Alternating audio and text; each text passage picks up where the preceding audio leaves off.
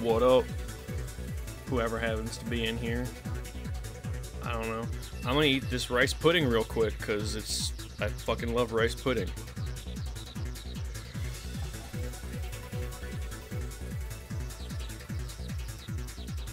As soon as I get done distracting myself with a video series that I'm trying to send to somebody.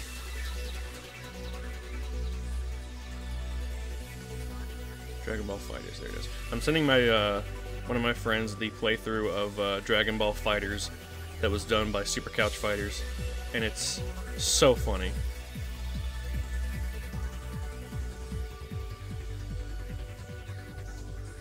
Alright. We got it. And now I eat the rice pudding. I don't know why I went French there. I think Nasi's rubbing off on me. Oh, bless her heart. Hope she's doing alright.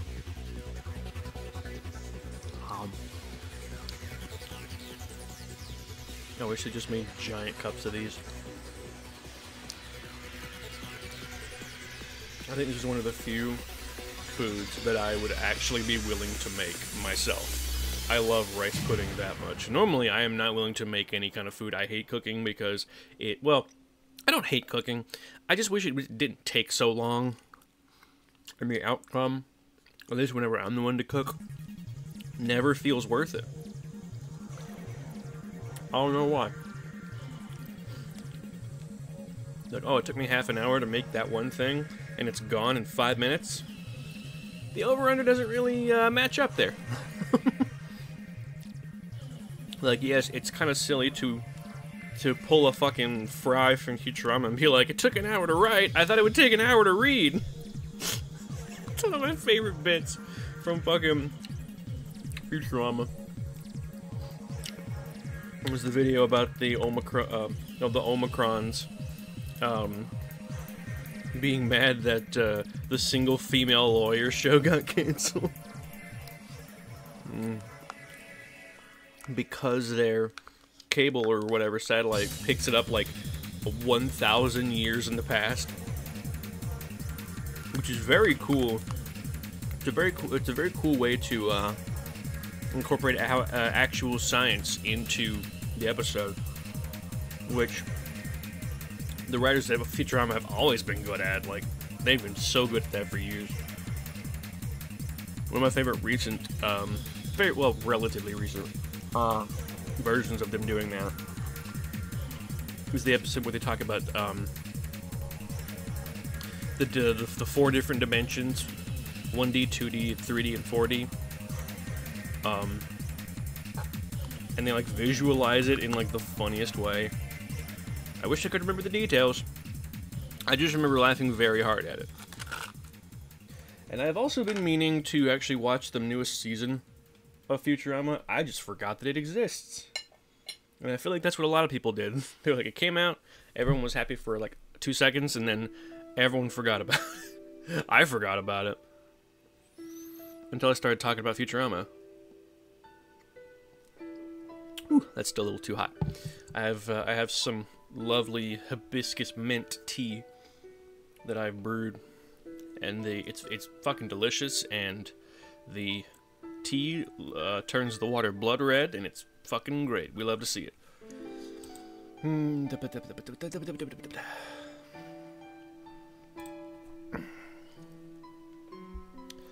my god, I have a fucking song stuck in my head.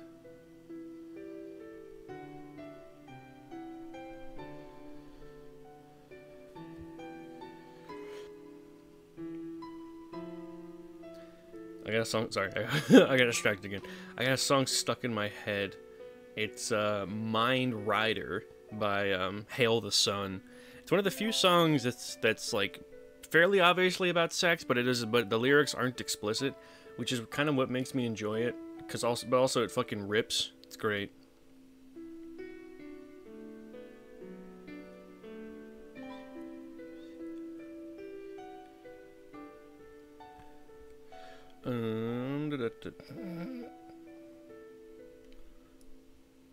Double checking to make sure I'm clearing away notifications just In case. Ugh. Okay. It'll be a shorter stream tonight, because I don't have to get it super early tomorrow, but I'd like to be able to, like... Man. Train of thought's gone. Damn it. I think I forgot to take my medication today, too. But I'll be alright. Okay. So. Let's go ahead and return to the world of .hack, shall we? Right. When last we left off, Akira, aka Black Rose, and Kite had just beaten Skaith, which is the Wave of Death.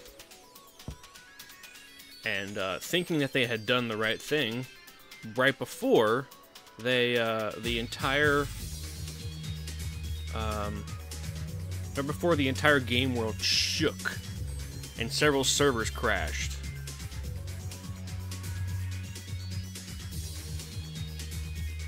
Hold on, I'm gonna full screen that and turn it down just a hair. There we go. Alrighty. And as a result, oh, actually no, before that result, Black Rose and Kite suddenly stumble upon this giant, massive, just like blue branches creature that's like a skull face, and it looked like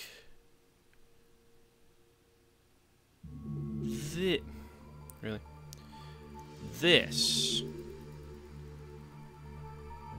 Its entire body is just a mass of branches except for near the top. Now, right after that, Akira subsequently gets kicked out of the game, and she looks, and we come back to her, and she has started to look through her brother's computer itself for the first time ever since her brother got put into a coma. So, here we go. Here, let me move the microphone a little bit. Alright. Damn it. There we go. Okay. I felt like a spy. Although I'd entered my brother's room many times since he'd fallen into a coma, today was different. Today I was going to search through his computer. I opened the door quietly and slipped inside. Hana, my brother's pet prairie dog, raised her head to see who had entered the room. When she saw it was only me, she turned away. "Sorry, I'm not Fumikazu," I whispered, quietly shutting the door behind me. I'd fed and cared for Hana, but she'd been forlorn since my brother disappeared from her life. I always felt guilty entering his room. Normally I wouldn't dream of touching his stuff, but today I had no choice. It was my fault Fumikazu... Sorry, I had to reposition the book. It was my fault Fumikazu was in the hospital. My brother lost consciousness while playing an online fantasy game called The World. It was my fault because I chose the coordinates of of his next adventure. Immediately after I left the room, he fell unconscious. Afterward, even though I'd never played online games before, I joined The World to try and discover what caused his fate. I was horrified to learn that my brother wasn't alone. Others were also being affected by some terrible online creature that could lash into the physical world through cyberspace. Yeah, that's the word, lash into the physical world. Weird. For the moment, I didn't have to worry about that. Right now, my task was easy. I simply needed to pay his monthly fee so his online character would not be deleted. I didn't want my brother waking from his coma only to learn he'd lost his favorite character because of an overdue bill. That is adorable. I love that. That's so cute. She cares about her brother so much that she's willing to, like, pay the monthly fee for it. That's precious. Unfortunately, I couldn't pay his fees without his password. I tried guessing, but every guess failed. I needed to search for his computer files for some clue as to what his password might be. Hana scratched at her cage door. "Be patient, girl," I whispered as I pulled up my brother's desk chair. I noticed a thin layer of dust on his desk. I used the bottom of my shirt to wipe it away and started his computer. "I hope it's here," I murmured as I listened to the sound of the hard drive loading the operating system. I pulled on the goggles and wondered where to search. My first choice was to look through his email. Usually online companies sent confirmations that included both your ID and password. If I could find that message, I could log in under his name. I hesitated, however, before opening his email folder. I knew there would be lots of personal information, and I didn't want to invade his privacy. She didn't want to find his porn collection. I leaned back, wondering if I had the heart to proceed. My eyes wandered over his desktop, just like his room. His files were organized. Suddenly, I noticed two desktop icons that seemed out of place. They were both document files and looked like they must have been projects he'd been working on recently. The first was simply called Science Experiment 03. Okay. It was probably nothing more than a homework assignment. The second document, however, caught my attention. The file name was rather simple. Two initials, DD. The Door to Darkness. What startled me was what the letters might stand for. What startled me was what the letters might. I think that's a misprint. I'm gonna read this verbatim. What startled me was what the letters might stand for. Data drain. That's it. No punctuation. I'm gonna do a little audit here. What startled me was that the letters might stand for data drain. It seemed impossible. Fumikazu couldn't have known about data drains, could he? You're being paranoid, I told myself. However, unlike his other files, which had descriptive titles and other things, this one remained enigmatic. I slid the pointer over the file and double-clicked the mouse. I had to know what it said. It's just a folder full of double D boobs. Oh, man. The file opened. The title at the top of the page read, Diary of the World. At first, I couldn't figure out why he titled his journal DD when it occurred to me. The phrase Diary of the World both started and ended with the letter D. Fumikazu had a strange way of organizing his thoughts. You can say that again. In the upper right corner of the document was a screen-captured image of his character. Fumikazu's ID and password were written beneath. I quickly wrote down the password. Wait, what? I quickly wrote down the password. It was a date. I wondered what the date's significance could be. It wasn't anyone's birthday from our family, nor was it any anniversary that I could recognize. Does he have a girlfriend? Not a chance. I'm older and I still don't have a boyfriend. So it wouldn't be fair. Oh, would it not be fair? Besides, if he ever did get a girlfriend, he wouldn't be able to keep his mouth shut. I mean, that's fair. Maybe if I read just a little of his journal, I'd find a clue against my Against my better judgment, I peeked at it. Uh-oh, he's about to find the role plays with his girlfriend. Oh, kid. Quote. Wow, this game rocks. RAWKS. Oh, early 2000s online slang. I had no idea how super sweet this was or how many wicked cool people I could meet online. But the game itself is so much sweeter than I imagined. It's so much more real than RPGs. Sure, there's the graphics, but it's more than that. Most games you follow a path, but not this one. I'm pretty sure there were plenty of MMOs that didn't have a set path in the early 2000s, right? And even then, this game takes place like around this time, maybe. Hold on, there's a timeline currently. Let's see.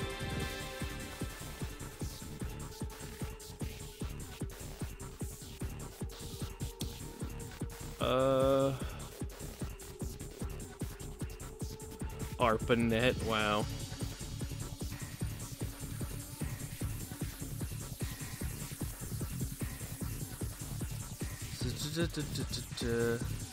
I'm looking. That's crazy.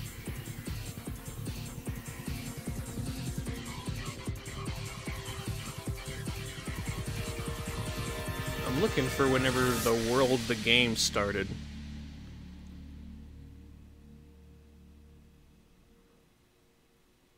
So sometime in the early 2000s, because the most recent thing is like 24. The most recent thing is 2014. So before today's era, but in the early 2000s, I'm pretty sure World of Warcraft had come out by that point. Maybe in like 2007, 2008ish, somewhere around there. Anyway, it feels so real. I decided to make my character just like me in real life. I'm a wave master. I thought casting spells would be more fun than just hacking and slashing at stuff. Shinya's completely the total opposite of how he really is. He's a barbaric blade master named Siesta. Who does he think he's showing off for? Smiley face. He just told me... Oh, wait. He just told me siesta means nap. Yeah, I get that. I don't know why he picked such a lame name. Maybe because he's a lame brain? JK. Oh my god. Anyway, ever since Shinya invited me to play, I've been hooked. End quote. Shinya Sasahara was one of Fumikazu's oldest friends. Does the password have something to do with him? She thought. I heard a rustling sound behind me. Hana stood on her hind legs, looking at me with her head tilted, and then it hit me. The date of his password was the day he brought Hana home. Oh, he loves his prairie dog. I love that. That's adorable. Hana always held a special place in Fumikazu's heart. When he first brought her home, they did everything together. He carried her everywhere. However, Mom put it into Hana's liberty after she chewed up the phone cord. Uh-oh. Now the only place Hana was allowed to roam free was in Fumikazu's room. I should have closed the file and left once I'd had my brother's password, but my curiosity got the better of me. Even though I knew it was wrong, I couldn't take my eyes away from this journal. She had to read more. Alright.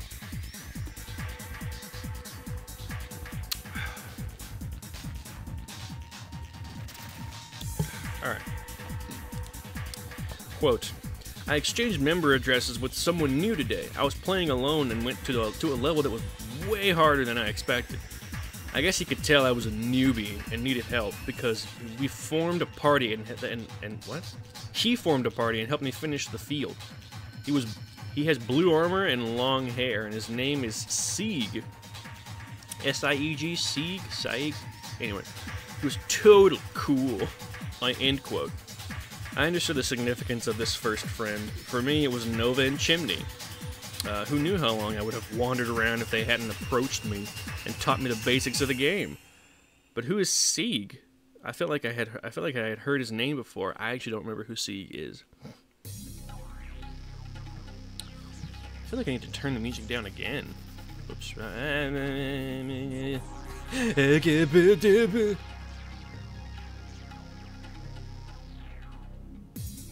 That's better. Anyway.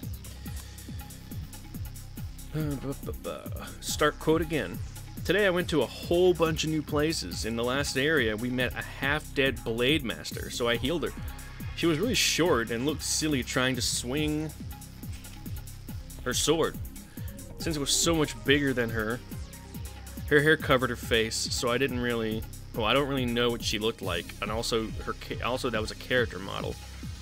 I hope she made it back to town okay. I'm a little worried since Shinya and I nearly died as well. Afterwards, Shinya gave me the keywords for an unusual area, but it looked empty, so I left. Right now, leveling up is way more fun. I love smacking down fiendish foes with my friends. Oh, fiendish foes with friends. Alright, end quote. An unusual area? Is he referring to Delta Hidden Forbidden Holy Ground by any chance? I felt a chill run through me. As a test of strength, I tried a high-level area. Yeah, it was it was pretty stupid.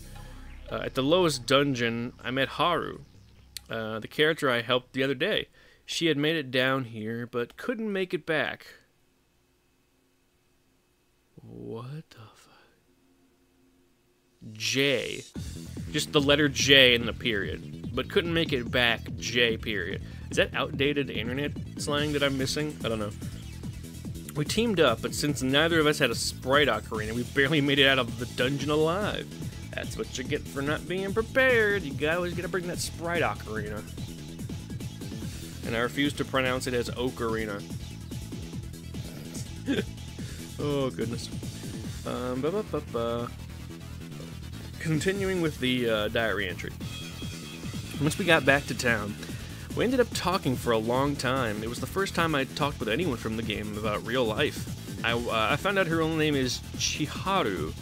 I was surprised to find out she also has an older sister who plays tennis. Oh, what the fuck. In fact, she's a lot like me, in that we're both humbled by how confident and smart, and tough our older sisters are. That's so cute. Even though they make us proud, it's tough living in the shadow of someone who can do anything. Oh, man. Fumikazu didn't understand that I only acted tough. Oh, by the way, that's end quote for after the word anything. Fumikazu didn't understand that I only acted tough. I wondered if he'd still be proud of me if he knew that.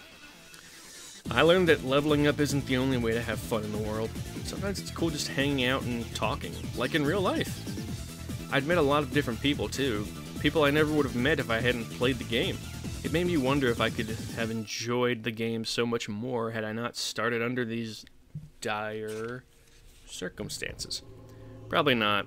If it hadn't been for his coma, I don't think I would have been I don't think I would have been talked into playing in the first place. That reminds me, my first experience playing RuneScape was just like walking around and talking to random people. I rarely ever actually level grinded. I just stood in a very populated area and started talking to people, and it was really fun.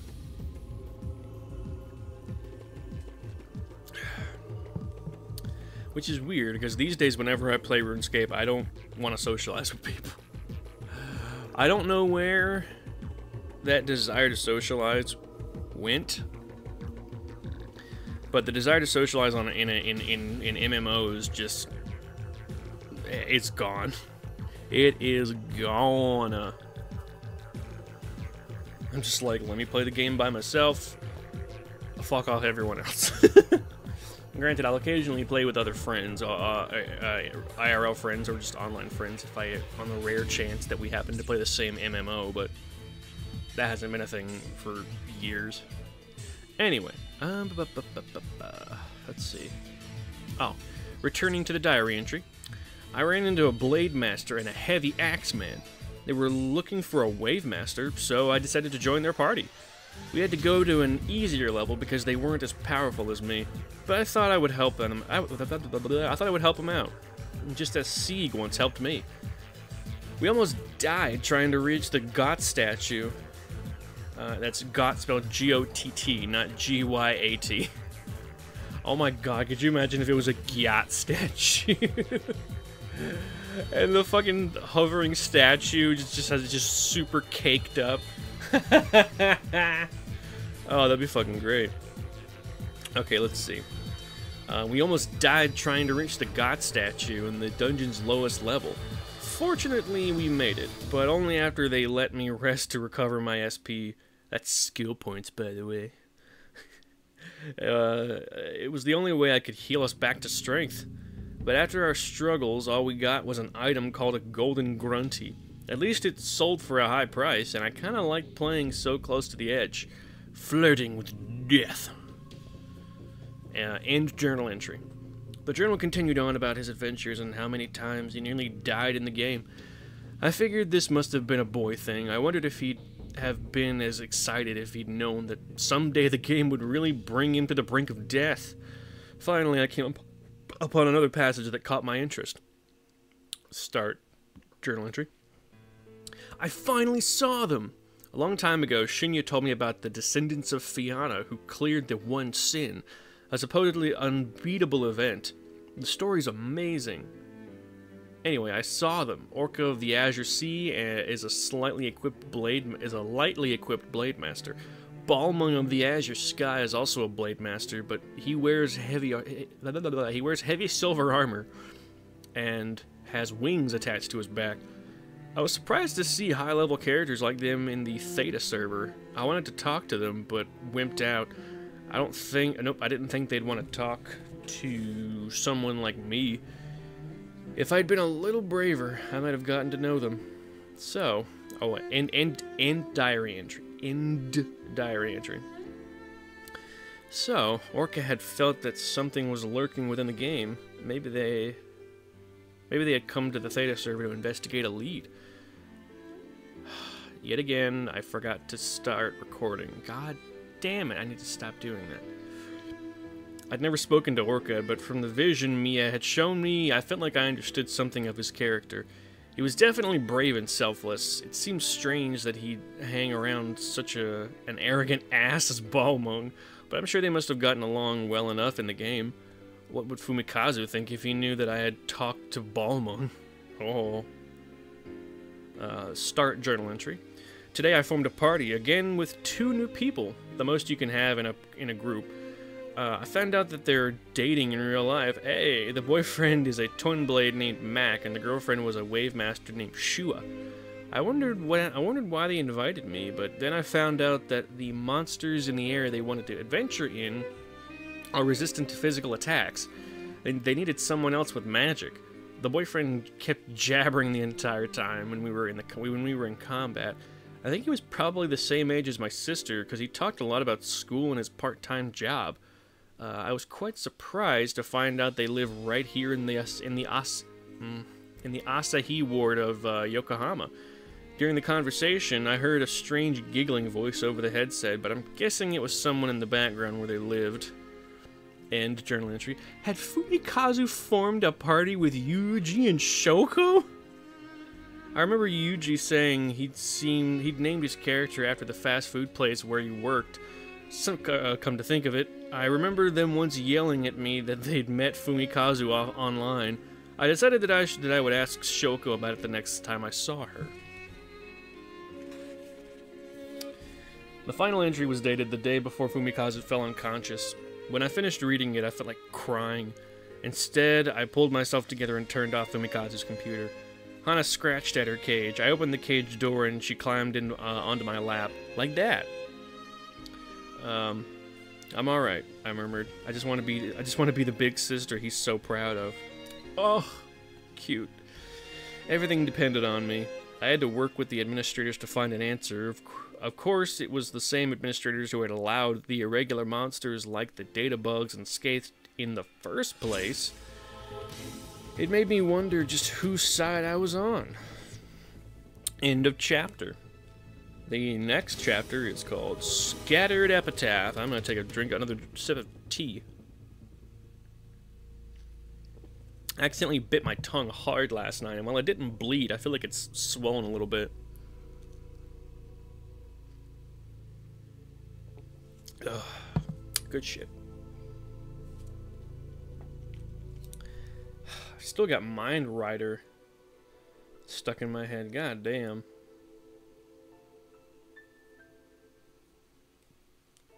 Anyway, had to check stuff real quick. Alright. Scattered Epitaph. The stars glittered majestically in the night sky. I'd never seen so many before. Living in the city, it was hard to see more than a handful at a time. Beneath the starry sky, almost like a mirror image, were the city lights of Carmina Gadelica.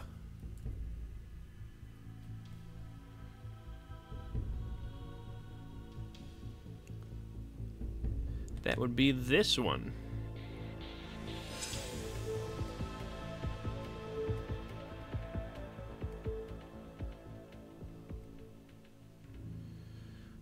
Let me see if I can find a better image of it.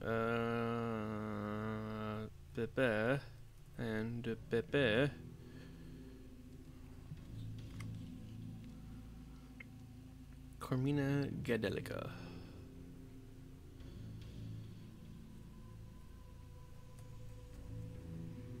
Oops. Carmina Gadelica? Oh, goodness.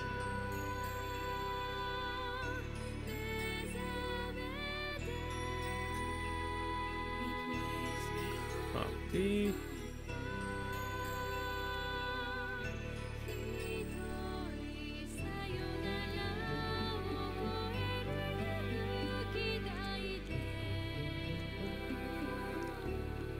Let's see. Halos of light, beakers of soul. Oh, that's cute fan art. Oh, that's a perfect one right there. Beakers of light, beakers of soul. Here they stand. Theodora, she dances on the flashing waves of sand. Sorry. I forgot what the fuck that song is called, but it's by a band called Big Big Train.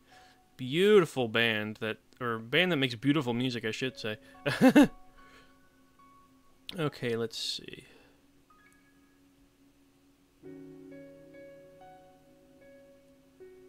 Hello? Oh, hold on, I have to... All files. All files, please. Thank you. And then... World 3.1. Bam. Perfecto. And... that one. Oh yeah, that's a great one right there. Perfect. Oh.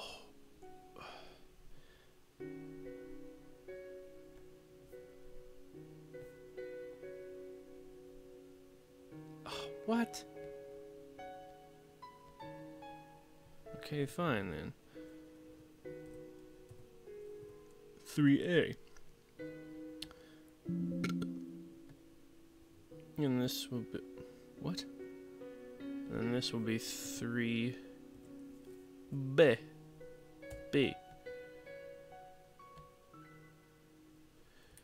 Okay, so what the fuck? Wait, why didn't this work? Properties. Oh, whoops. No, not JPH, JPG. There it is. There we go. Perfect. And then we just hop on over here and... ba-bam. Perfect. Well, what the fuck? What? There we go. Carmina Gadelica.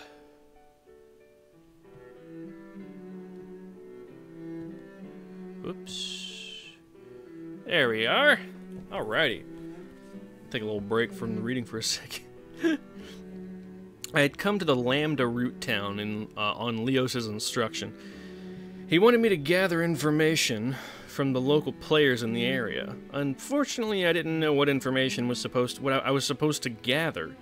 When I finished, I was to report to an NPC shopkeeper. The roads in this town were in the shape of an H. Where are we? I stood in the middle of the horizontal bar.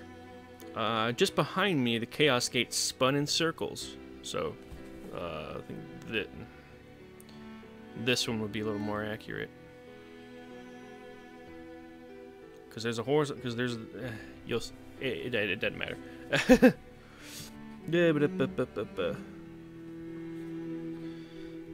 Just behind me, the Chaos Gate spun in circles.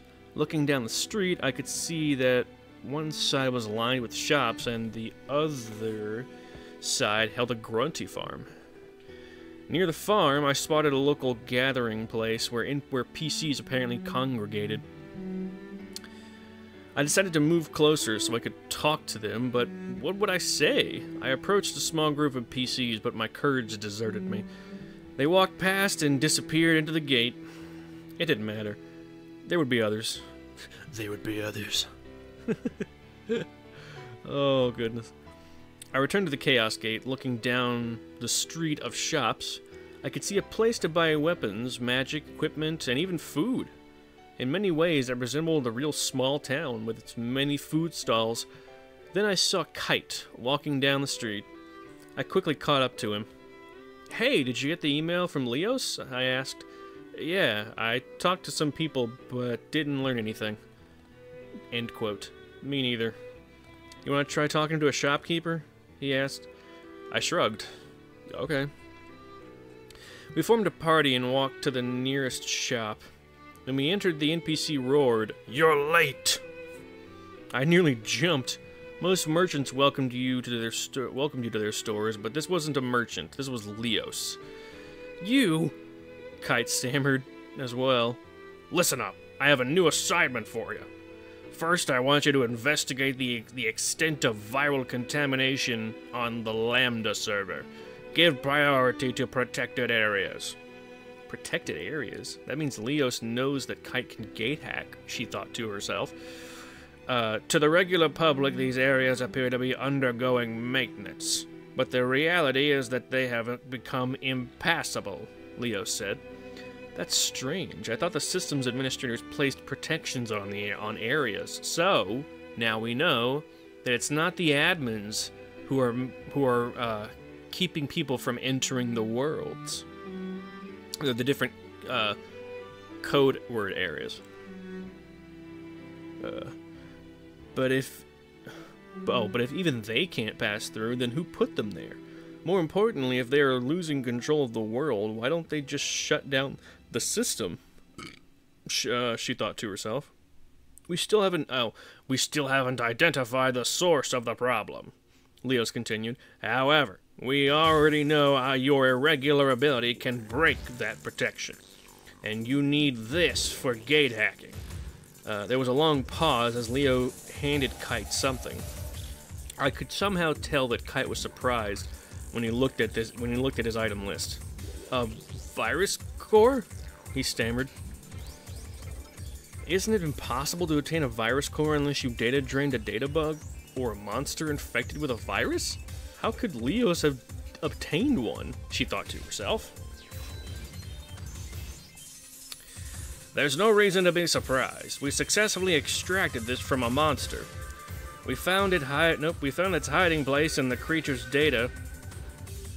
Before the onset of the virus. In any case, the coordinates for protected areas should be on the BBS, Leos concluded. Then he was gone. Welcome, the shopkeeper said.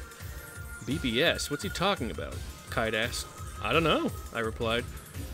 We'll have to log out and read it, muttered Kite. He sounded tired. If Leos knew something, he could have just told us directly, but he seemed to enjoy playing games with us. So Leos is a dick, and he's purposely making their job harder. Thanks, Leos. Cunt. Leos is being a cunt as opposed to serving cunt. Let's see. Okay. Let's meet back here in 5 minutes, okay? Kite asked. Sure. See you then, I replied. I returned to the world desktop and checked the boards. I found a thread with the word new blinking next to it. It was short and to the point. I saw a semi-transparent girl at Delta Dolores Evil-Eyed Widow. No, that's not Delta. Lambda. At Lambda Dolores Evil-Eyed Widow. When I tried to talk to her, she vanished. Anyone know what that means? End quote. It has to be Aura, she thought to herself. Even though she'd been defeated by Skaith, it didn't mean she'd been completely destroyed. At any rate, we had a new lead. I let out a sigh of relief. Maybe the protection meant she was being imprisoned. But who imprisoned her? Could it be the creature born after we defeated Skaith? Whoever it was clearly didn't want anyone coming in contact with Aura. I just knew we had to see her. She might be able to supply us with some answers, she thought to herself. Some of these are in italics, even though the narration isn't in italics. It's kind of weird. I looked at the next thread. It was a post asking if anyone was familiar with the Epitaph of Twilight. As I read more of the thread, I learned that the Epitaph of Twilight was an epic poem that became the basis for the original prototype of the world. But the text had since been lost. I knew that the word Twilight meant things were nearing their end, I wondered if this could be in reference to the world ending. No, it seemed ridiculous. I continued reading the thread. It had grown quickly since the original post. People wanted to know how faithfully the world was reproduced from the original work, or if reading the Epitaph of Twilight gave players clues to the game. The threads only seemed to ask questions. Does anyone have any answers? I thought that if I waited, someone might post more information. I looked up at the clock and saw that it was time to log in again and meet Kite. I started to put the goggles back on when I heard a knock on the door. Mom entered, and she looked at me in amazement. I knew I was in trouble. Akira, you're still playing at this hour? Don't forget what happened to Fumikazu. As if I ever will, she thought to herself. Did you finish your homework? She continued. I nodded. I suddenly felt too flustered to talk. This is hardly the time to be playing around, isn't it? Even though it looked like a game to her, this definitely wasn't playtime. I was taking chances to help save Fumikazu from his... Akira! I straightened up with a jolt. Answer me. Yes, ma'am. I nodded nervously. It was useless to object. You need to be strong. I wanted to say, you're our mom. You be strong. For fucking real. Like, yes, some people could construe that as her being sassy, but like, she's the mom. Why is it up to the daughter to be strong? But I couldn't. It would be too mean. Oh, would it? Yeah, I'll stop. I won't play anymore. Oh, you liar. She let out a sigh of relief, but her eyes still looked extremely sad. Hurry to bed, she added, and quickly spun around and left. I stared at the door until I heard her walk downstairs. I couldn't stop. I'd gone too far to quit now. But I also couldn't tell her the truth. She simply wouldn't believe me. I looked at the clock and saw that it was way past my meeting time with Kite. Slightly panicked, I entered the world, but I couldn't find him. I waited beside the Chaos Gate, but he never showed. Time passes. I was cleaning up after club practice when Asaoka asked Hayami... When Asaoka asked, Hayami, are you okay? Did practice wear you out?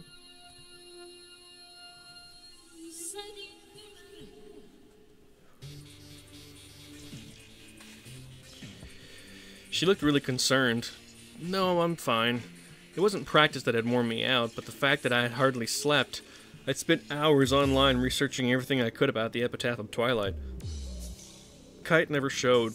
After waiting a while, I finally logged off and returned to the BBS. The birth by sleep. I can't believe I just now made that connection. I wanted to see if anyone responded. No one had. So I searched the next I searched the net, the Weboverse, as best I could. However, most of the search engine hits were for sites that had either shut down or that barely mentioned anything about it. I wondered if there was anyone who knew more about the Epitaph of Twilight. Then I wondered if there was anyone who could even tell me about if they did. About it if they did. Asaoka, I called. I knew Asaoka was smart, so I took a chance. Are you familiar with the Epitaph of Twilight? She blinked. Hayami, have you read it? No, I've only heard of it. Shrugging, she said, I know it's an epic poem by Emma Wieland. Then it really exists? Asaoka laughed. I never thought I'd hear you ask about something like that, Hayami. What exactly is it? I asked. I read an epigraph. Wait, what? Oh, I read an epigraph in a doujinshi. An epigraph? Yeah, you know how sometimes a book will begin with a quote from someone else? That's an epigraph. I read a quote from it once. Oh. Oh, it's a question mark. Oh? I nodded. Do you remember what it said? Asaoka fell silent. She was thinking. After a long pause, she finally said slowly, drawing from her memory, The Keel Mountains traversed at last. We met a dragon who spoke thus. Sheraton I am, who interprets the signs, an answer to my question give. If you can complete my role... Nope, wait, what? If you can, complete my role will be, and I will leave this land. Though equally it exists before everyone's eyes, grasp it not one person can. Tell me, what is it? She turned to me and smiled. When I read that, it left me feeling it left me feeling really sad. You felt sad? Because he's waiting for someone to answer him. That's adorable. I didn't understand, but I repeated Asaoka's words. Tell me, what is it? Did you figure it out? More or less. Think about it a while, Hayami. I'm sure the answer will come to you. You could just tell her the answer, girl. Come on now. We have a lovely sketch of Akira and Asaoka standing next to each other. I don't get it at all, I laughed, shrugging it off. I didn't want to talk about it further in case the upperclassmen started to get jealous. I knew they still complained about me behind my back, but I didn't want them taking out their petty anger on Asaoka. Still, I needed to learn the answer. Maybe there was some kind of hint in the game. I'm heading back to the club room. See you later, she said, and left. Does she really know the answer? What could it be? She thought to herself. I would have to figure it out for myself. I dragged the tennis net to the storehouse, where I ran into Risa. What was Asaoka saying to you? She asked. Nothing. Oh, never a good sign. I knew Risa worried about me. Maybe she thought Asaoka was yelling at me. I smiled as Risa helped me put away the equipment. When we were nearly finished, Risa whispered, I'm sorry about what happened. Oh, now you want to talk to her about it? I recalled how bad things had been for me in the tennis club, and how much it hurt when she didn't stand up for me. But that was over now. I didn't want to dwell on it any further. While I knew I still had enemies, most of the overt bullying had subsided. Everything's fine. Don't worry about it, I said. As long as things are good now, it doesn't matter. Risa smiled, but still looked troubled. Come on, let's hurry and finish. I'm starving. I didn't want to dwell. When I got home, I hurried to the computer. I had to go online when my parents wouldn't walk into my room. I opened the World desktop and saw that I had an email from Kite. I wondered if he was mad that I didn't show up yesterday. I had sent him an email saying I was sorry. No problem. I ran into Mia and Elk yesterday. They said they wanted to go, so I took them along with me. We didn't run into any data bugs, though. End quote. Mia! She had a cat-like avatar, and she seemed to know everything. She taught Kite about gate hacking, and she'd shown me what happened to Orca. But because I didn't know about her ultimate goal in all of this, I couldn't totally trust her. I decided to take a look at the BBS before logging into the game. Quote, subject, protected areas on Lambda, end quote. It seemed like the number of protected areas was increasing. If that was true, did it mean the infection was spreading? If so, we had to hurry before damage extended any further. I noted the newly protected area was at Lambda Nameless Seekers Prairie, and opened the next thread. Its subject heading was Epitaph Twilight. I wondered how accurate the information in these posts really was. I knew a lot of people intentionally posted rumors and false stories. Nevertheless, I had to learn everything I could. One of the things I learned was that the fragmentary text data was bought and sold on the internet. But how will you even know if what you're buying is the real Epitaph? Glares at NFTs. I kid. That's not how NFTs work. Either way, it was too expensive for me. I definitely couldn't afford it.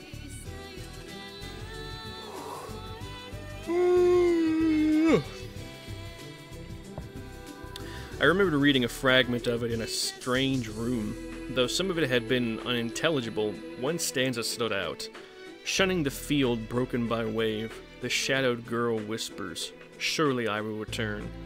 Alas, the truth unbeknownst, awaiting her at journey's end, eternal mourning for her land.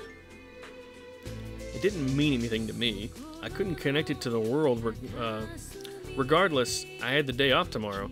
I decided that if Kite was free, I'd ask him to go with me to Lambda Nameless Seekers Prairie. I closed with, don't just play games, get some exercise too, you don't want to get fat. Oh, wow. Colon, dash, close parentheses, smiley face. Time passes. I'm gonna take a sip of my tea. Ooh. Almost went down the wrong windpipe. Went down my windpipe. Not the wrong windpipe. Every windpipe is the wrong windpipe.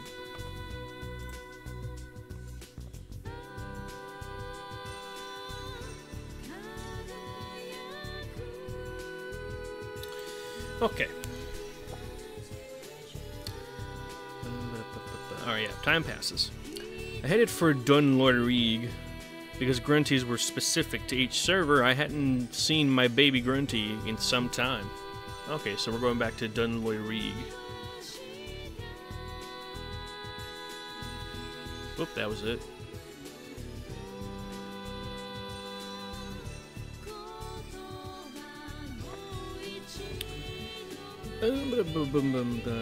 For some time. As usual, it was starving. More food! I'm hungry! It whined. I gave as much food as it wanted, but it never seemed to be enough. Suddenly, my baby was engulfed in white smoke. It grew bigger.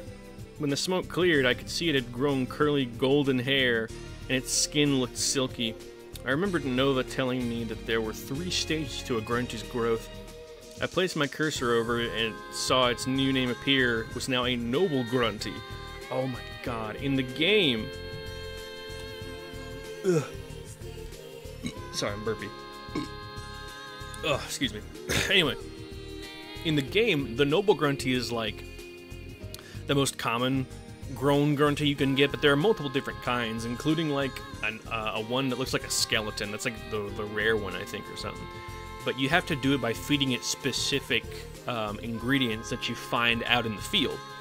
I've never had the patience for it. You don't really get anything for it other than a cool-looking mount that, whenever you ride a grunty through a field, all of the enemies, all the enemy portals disappear.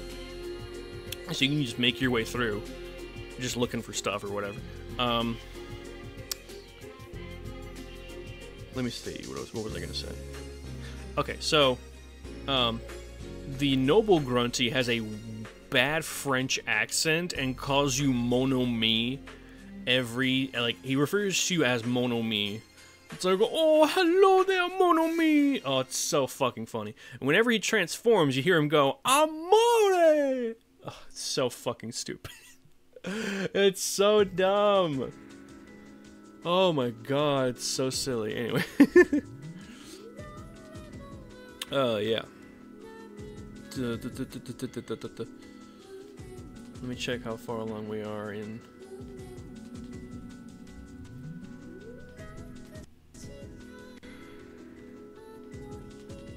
Okay, cool. And up next is Garoud. He the specific music from that album really fits. Plus, it's what's the term? It's the OST for another game anyway. I don't remember. I think it's called Valhalla, but it's spelled weirdly. I don't actually know what it's about. I might check it out at some point. Anyway, she's in Dun Loirig checking on her grunty. Noble grunty. Oh, thank you, it said. With your help, I have become a splendid warrior. Because of the love and devotion you have shown, I wish you to accept this. Oh yeah, they give you items whenever they get full grown. They gave me an item called a grunty flute. If you use it in a field, it will summon me. Let me let me pay you back for your kindness. At least for now, the creature would be out of my hands. I waved goodbye to my baby and headed for the Lambda server where Kite was waiting. So now we're going back to the Lambda server.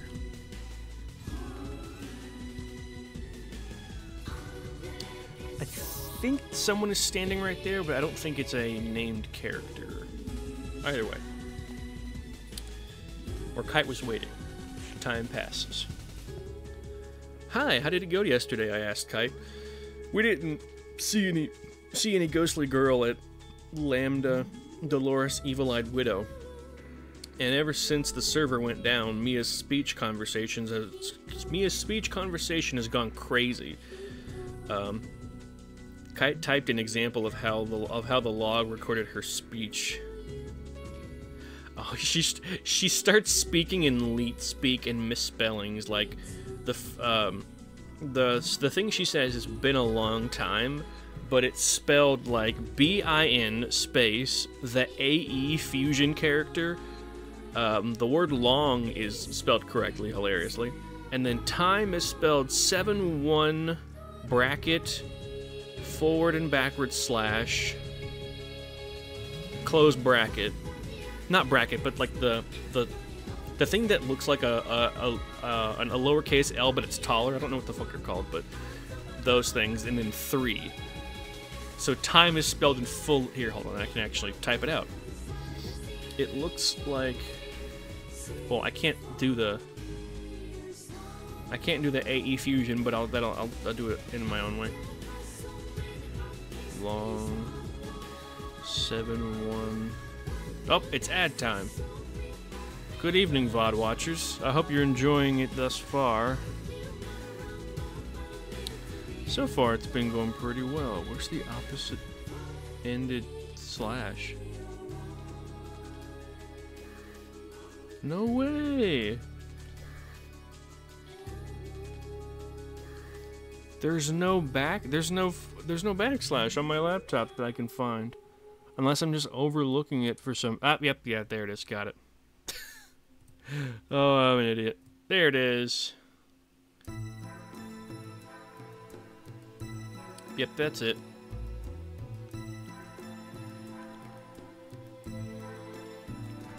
It looked like that. Popped up in chat. Good. Yeah. Just imagine the A and the E are fused together. Been A long 7-1 bracket back forward slash. Yeah, been a long time. That's so cute. But yes. The VOD watchers will see that. I don't think there's anyone in chat right now, so.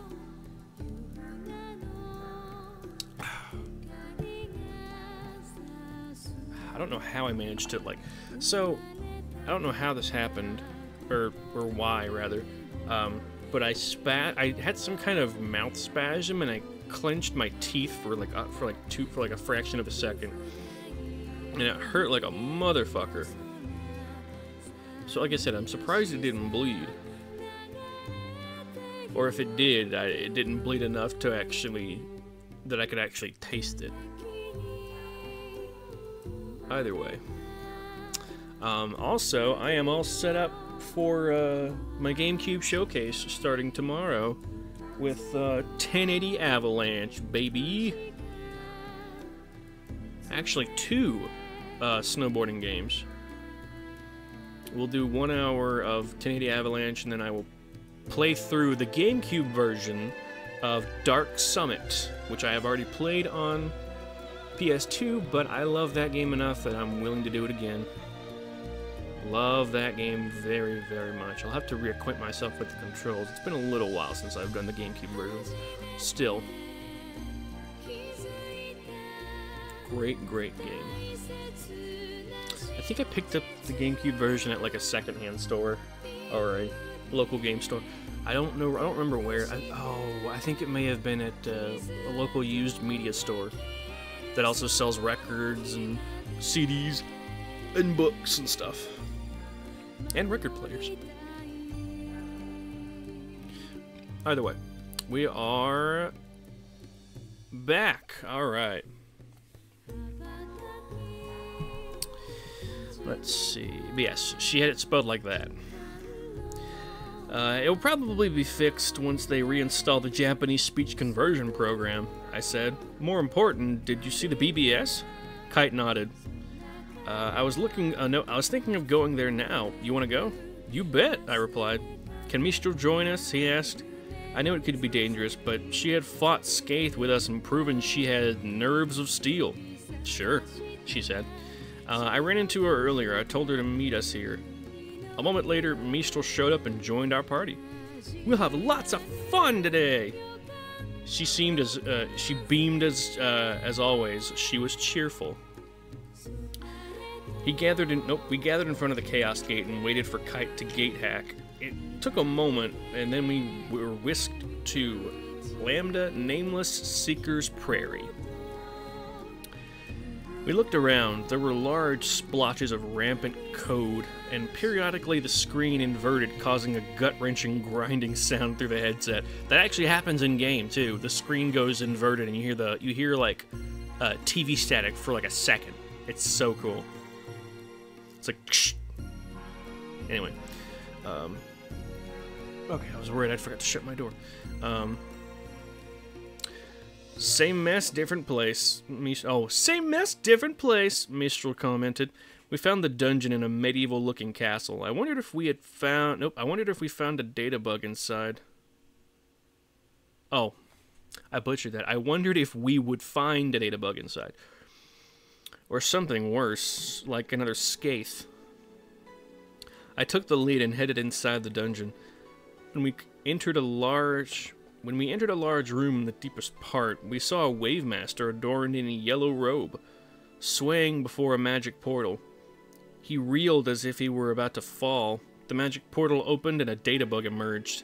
"Watch out!" Mistral shouted. We readied our weapons, but the Wave Master turned to the data bug and said, "Sorry, did I wake you?" I was stunned. "You don't apologize to a data bug, you crush it without mercy," she said to herself. He kind of seems familiar, muttered Mistral. "Let's save him," Kite shouted as he charged forward. The monster looked like a giant scorpion. His body was adorned with luminous green hexagons. Oh, I remember that. Okay. Huh. Anyway. I followed Kite and struck at the data bug. If we took its HP down to the point where Protect Break OK appeared, Kite would be able to data drain. It didn't take long. Mistral and I used our entire SP pool, is what they meant to say, in an all-out assault until Kite fired off a data drain. A little bit of a reminder of what a data drain looks like.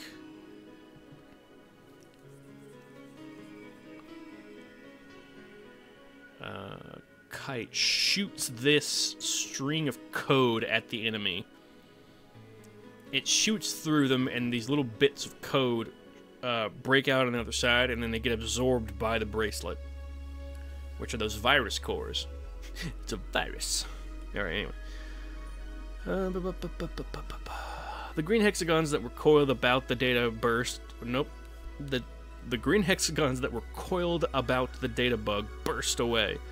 Mistral fired off a spell called Gigan Dawn that dropped an avalanche of boulders onto the data bug, killing it. Defeated it, faded away.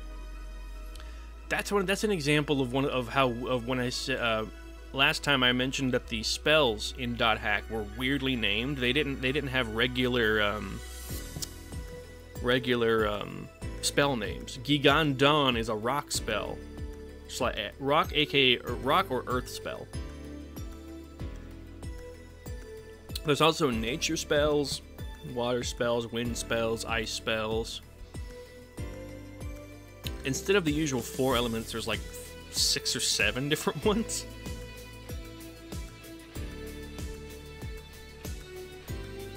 It's kind of funny. Anyway. Compared to Skaith, this was easy. We approached the Wave Master. "Why do you get in the way? Are you in the way?" he asked. What's he saying? It doesn't make any sense. Besides, how can we be disturbances after we saved him, she thought to herself. Then I noticed his robe. What I thought were lateral stripes were instead missing sections of graphics. His data was corrupt. He was just a mess. He was just as messed up as the field. "How do you do? Do you have the end?" he asked. "I want the end. Somebody, please, give me the end." "Are you okay?" Kite asked.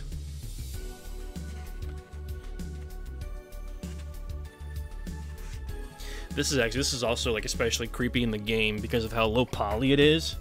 It looks creepy. It's great. I love it. Hi, we are in the way. Nice to meet you." Oh, that's Mistral making a dumb joke. "Hi, we are in the way. Nice to meet you." Mistral joked, but it's kind of funny, Black Rose. Come on, you can't deny that. I hovered my cursor over the Wave Master and gasped. His name was Sheraton. It was the same name as the dragons in Fragment. Can it be a coincidence that this player chose that name? While my mind whirled, Sheraton warped out and disappeared. We stood in stunned silence. What the hell was that? Kite asked. He didn't even look like a normal PC. An NPC? Mistral offered, but NPCs had a role in the game. What was its role in this dungeon? Maybe Leos knows something. Let's head back to town now. The addition of that word now at the end of the sentence seems kind of weird. Let's head back to town. Time passes. I've got a new email, Kite murmured when we returned to Carmina Gadelica. Well, I guess we'll disbandito for now. But it was fun. Thanks, Mistral. Oh, I love her. Disbandito. I'm a disbandito. Oh, Morgan, we get a crack out of that. I'm a disbandito. Alright. Later, Gators, I'm logging off. I fucking love her pluck. Ah, sure, thanks for coming. I waved to Mistral. I'll check my email. Wait here. Kite logged out, leaving me with my thoughts. What on earth was Sheraton doing here? The more I thought about it, the more he seemed like an NPC. If the world was based on the Epitaph of Twilight, if he was the Sheraton who appears in the Epitaph, then it made sense that he was waiting for the one who would give him the end. Finally, Kite returned. Leo said to report. The weapons shop again? No, a peddler in the plaza. Hey, think that's him? Kite pointed to an NPC standing beside the Chaos Gate. We approached. Report on what you found in the protected area, asked Leos. His tone was as arrogant as always. Yeah, it was. The data corruption seems to be progressing quite rapidly. We found a data bug attacking a PC, so we defeated it, Kite said. The player was in a protected area. PCs weren't supposed to be able to get into protected areas. That's why they were protected. No, it couldn't have been, Leos denied. More likely a wandering AI. Protected areas have no effect on them since they're botched data. However, I wasn't expecting another data bug. Botched data? It isn't human? Don't be dense. It's meaningless data. Nothing more, nothing less, and yet it's in the shape of a person. I don't know about that. Not exactly a monkey's typing on typewriters sort of thing. Does that mean Sheraton was an NPC whose design was tampered with? I didn't understand. We will perform a supplemental investigation. Afterward, I will convey your next instructions. With that, Leos warped out without even waiting for a response. By the way, Leos takes on the form of multiple NPC vendors that look like this. He looked like that. Depending on which server you're in, the green one is Mac Anu. I think the yellow one is Dunloy Reeg. The blue one is Carmina Gadelica, and the red one is Omega server? I cannot be sure, though. I know for sure the green one is Lambda server. For sure. Either way. Oh, we are listening to Garoud's thing. Lovely. Ooh, that saxophone.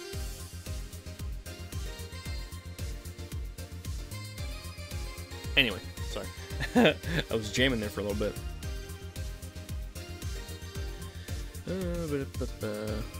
So, what's his issue? I asked. Kite shrugged, and I wondered if he realized we were being used. Because they couldn't get into protected areas themselves. They were using Kite. It's late. I'll see you later, Kite said half-heartedly, and logged out.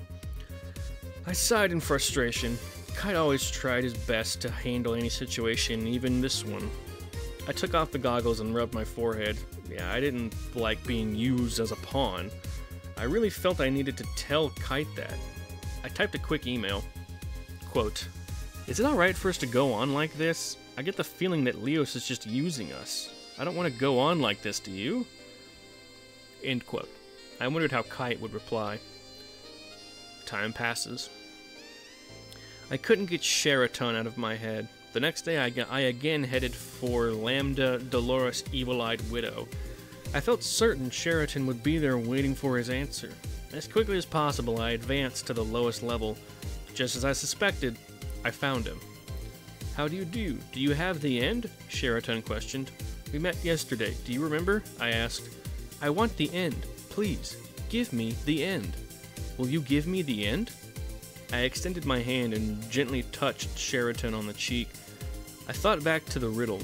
Though equally it exists before everyone's eyes, grasp it no one person can. Tell me, what is it? "I know the answer," I said. "The thing that you're seeking is..." I sighed when I saw Sheraton's eyes light up expectantly. "This very moment. The present." Sheraton smiled, then turned into particles of light and vanished. As he disappeared, I heard him say faintly, "Thank you." He had been waiting for the moment when anyone, would answer him. I'd given him that moment. There was no mistake that the world was influenced by the epitaph of Twilight. This was proof. I also knew that wandering AIs had feelings, despite what Leos said about them. I disliked Leos more and more. I wondered how long it would be before I would revolt. And we have a lovely sketch piece of the corrupted character Sheraton turning into particles of light. And this actually does happen in game as well. It's very, very cool looking. You know, for PS2. End of chapter. Alright, it's 1 hour 18 in. Like I said, I'll go to the 2 hour mark.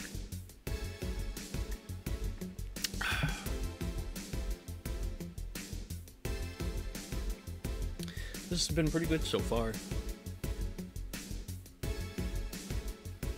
I feel like I'm supposed to do something when no one comes into my chat, but I can't really do anything other than keep on keeping on, you know? Just doing what makes me happy. And I hope that other people who happen to stumble upon it enjoy it as well. Meh. M-Y-E-A. Meh. I used to date someone who did that all the time, and it still tickles me. Alright, next chapter. My Will. Who is Will, and why is he yours? Alright. I wasn't expecting Kite's answer to my email. Let's just obey him for now, quote-unquote. Even though Leos could provide us with information from the system side that no one else could get, I still couldn't stand him. I understood Kite's logic, but it still made me angry. I took a tennis ball from the basket and threw it with all my might across the court. Hey, treat the equipment with respect. I jumped in surprise. Turning, I saw Asaoka giggling. You have a strong arm, Hayami. You should be on the baseball team, she joked. Okay. Yeah, but I have no control over my arm, I said as I swung my arm in wild circles. She's got the easy flow elbow. Oh, man. Once I played catch with Fumikazu and tossed the ball in so many different directions that he never asked me to play with him again. By the way, I need to ask you something. Asaoka suddenly grew serious. I wondered if she was going to ask about the world. Hayami, are you getting along with everyone? The reveal. Huh? I could tell Asaoka was worried about me, but I didn't understand why. I smiled back reassuringly. We get along great. That's fine, but I heard something strange. She scratched her cheek and looked around. She was about to speak when Risa's voice came from behind us. Akira, you dropped the ball. I don't think she dropped it. She fucking chucked it. Risa had picked up the ball I'd thrown, and she was now walking towards us. It's getting dark, Asaoka said. You should hurry and finish up. Smiling, she turned away. What was she about to tell me? I love you. Burpees.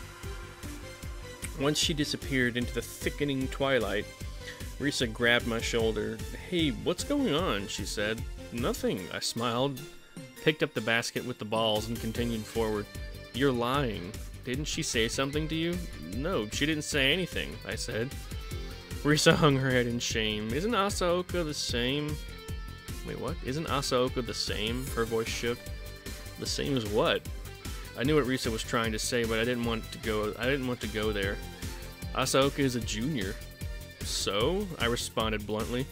I turned around and looked her in the eyes. I must have been glaring at her. Her mouth trembled. I knew Risa was worried that Asaoka might be bullying me, but I felt angry that she would accuse Asaoka of that when Risa was the one who had abandoned me back when the harassment began. "Just lay off. Asaoka is worried about me," I shouted. "If it weren't for her, I wouldn't have had any friends at all during the first quarter." I felt bad as soon as I said it. "Sorry," she whispered. An awkward silence surrounded us. Risa started to sniffle. "Sorry," I apologized. "Why are you apologizing, Akira?" Risa rubbed her eyes. "I'm the one who should apologize." "Stop, that's enough." "But it's over with, alright? I don't want to think about it anymore." But it really wasn't over. I still knew the other juniors resented me for being picked for the team over them. They'd probably always resent me. I took Risa's hand. "Come on, let's finish cleaning up and go home." Gay. Oh man, this is so funny. Because you don't get any of this IRL stuff in, which by the way, I need to go back to that picture. You don't get any of this IRL stuff in the games, like, whatsoever. You occasionally get an email from Black Rose being like, "Yeah, life's been kind of weird lately," and that's it. It's kind of funny.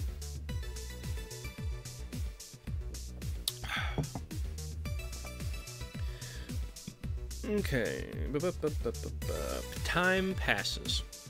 Asaoka didn't show up to practice the next couple of days. It was like everything had changed. Suddenly, the upperclassmen treated me normally.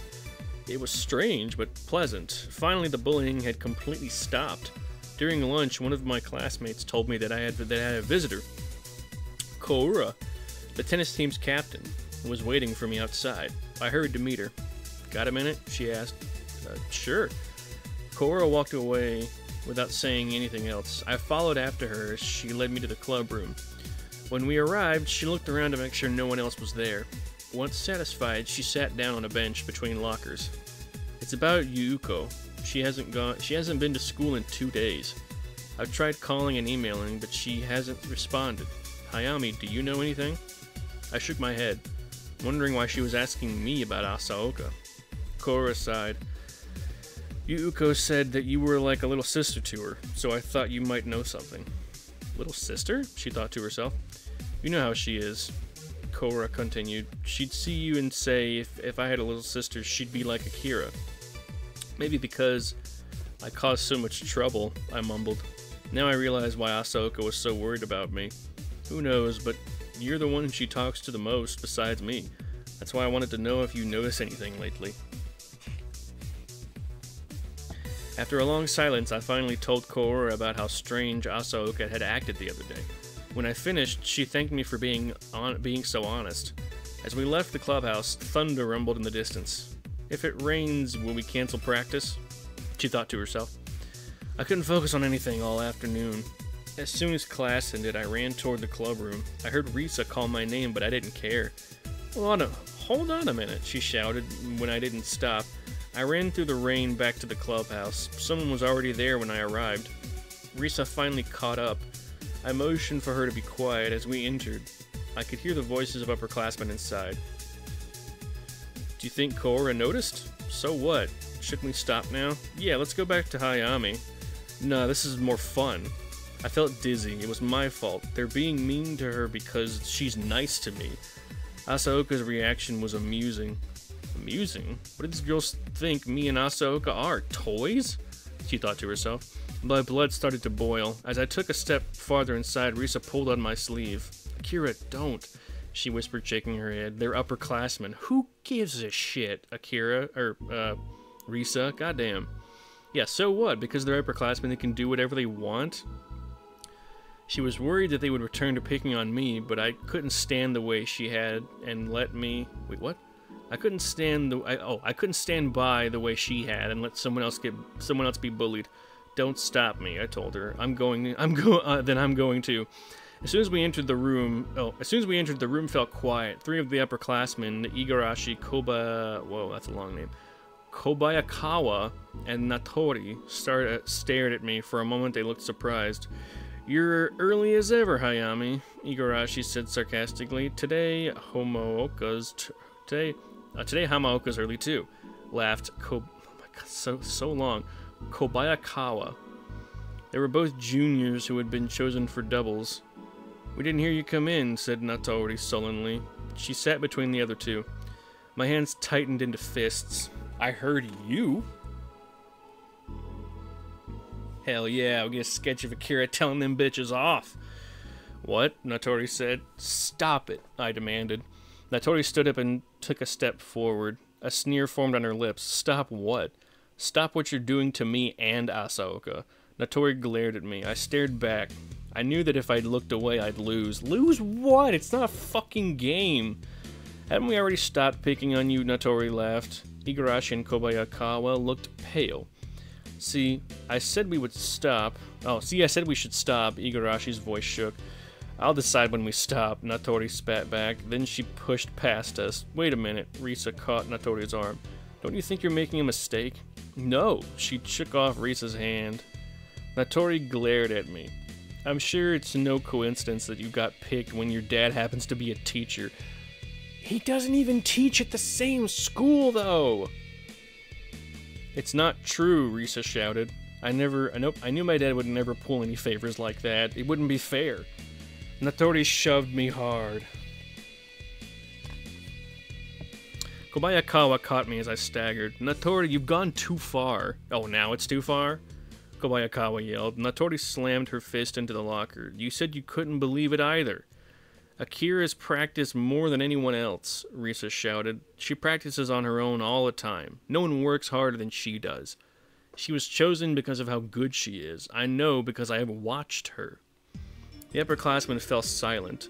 Only the sound of rain hitting the roof was audible. Finally, Igarashi spoke up. We've gotten too lazy. We should stop harassing her. Yeah, maybe you should practice instead of being fucking bitches. I walked next to Natori. She hung her head. I couldn't tell what she was feeling, but I still had to make my point. Asaoka's has nothing to do with this. I don't want this to continue, and if it does... What's going on here? Everyone turned in the direction of the voice. It was Koura. She looked over at the 5 of us and sighed deeply. So it was Natori. Natori still kept her head down. Hayami and Hamaoka, take the day off and go home. But Risa protested. Go! I have things to discuss with those 3. Hell yeah, bitches get stitches. As we left, I couldn't take my eyes off Natori. I wondered why she had gone this far. Time passes. When I got home, I had the following message from Leos. I have something for you. Meet me at the weapons shop in the Lambda server. I hated when he ordered us around. Nevertheless, I logged on. As soon as I arrived at the weapons shop, I was offered an item. When I checked my item list, I found I had a virus core. What am I... Leos interrupted me. Kite knows the area keywords. That should let you get there. Investigate. Leos exited. Ugh, I'm still burpy. Ugh.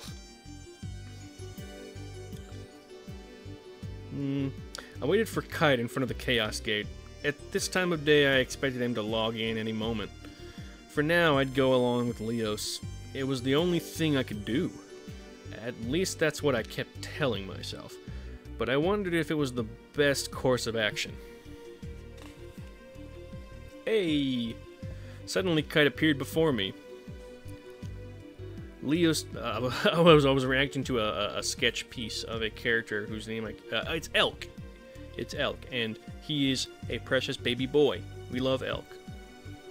He turns into a Bishi into like a Bishi bad boy in .hack GU. It's really funny. Leo's told me to give this to you. I passed along the virus core. You know the key words, right? Yeah, you want to go there now? Sure. Kite smiled and invited me to form a party. Inviting anyone else? I asked. I'd prefer that he didn't, since it could be dangerous. Kite folded his arms while he thought. Then he brightened. Hey, what about Elk? Do you know where he is? Yeah, right behind you. Oh. I turned around as Kite waved Elk over. Hey, Elk. Kite greeted him. Hey. Elk sounded depressed. What's wrong? Kite asked. Mia isn't here. His voice sounded small and distant. He was really upset. Maybe she's logged out, I speculated. Elk didn't respond. He seemed on the verge of tears. Could we look for her together? Elk finally asked Kite. Kite looked at me, concerned. We need to go somewhere else right now. Can it wait until later? Oh, this pity party. No one wants this pity party right now. Goddamn Elk. Elk pondered for a moment before responding. Okay, can I go with you? Hey, there you go, buddy. Sure, Kite said. He added Elk to the party. It was the first time I had adventured with him. I could see his level was nearly the same as mine. Kite used the virus core to remove the protection, and we warped to Lambda, resurrecting confused judgment. Some time passes. Luminescent green fissures appeared in the evening sky. Red scorch marks covered the plain. Unintelligible character strings crawled through the air. It was all broken scenery that I'd grown used to seeing. Someone's here, Kite said. We readied our weapons. I could definitely sense someone in this field, or something. What? Elk grasped his magic wand tightly. Let's head toward the dungeon, said Kite. Elk and I followed after him. I felt an uneasiness that I hadn't experienced since the encounter with Skaith. We stopped at the dungeon's entrance. It was in the shape of a dragon's open mouth. I could feel a rising sense of dread within me. I thought of the names on the pedestal of Aris' statue: Skaith, Innis, and Magus. We've defeated Skaith, but what if Innis is in here? I can't tell if it's Innis or Enis. In the game, they say Innis, but in other forms of .hack media, it's Enis. I don't know. Either way. I gripped my controller tightly and joined Kite at the entrance. We proceeded inward. The inside of the dungeon was the same as the field outside. Broken scenery everywhere. I wondered what Elk was thinking. I doubt he'd ever seen anything like this before. Let's move forward, Elk suggested. I was surprised. He didn't seem bothered by the broken graphics. As we progressed, the noise suddenly became more intense. What now? Why is it so loud? Appearing before us was something too inorganic to be called a monster. But whatever it was big. It stretched all the way from the floor to the ceiling with fissured cracks over its entire body. It reminded me of a strange brick-red jigsaw puzzle. Oh, okay, I know who this is.